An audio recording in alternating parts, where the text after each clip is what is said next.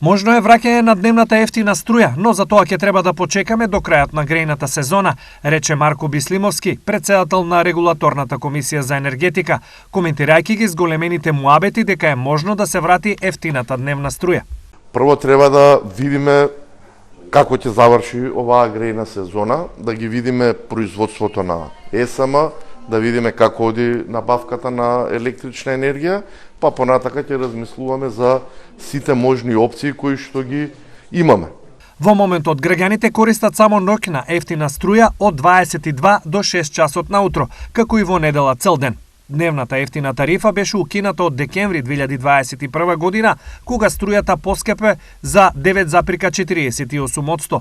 Тогаш Регулаторната комисија соопшти дека ако не се донесела одлука за укинување на дневната ефтина тарифа, поскапувањето на струјата ќе беше 14,23%.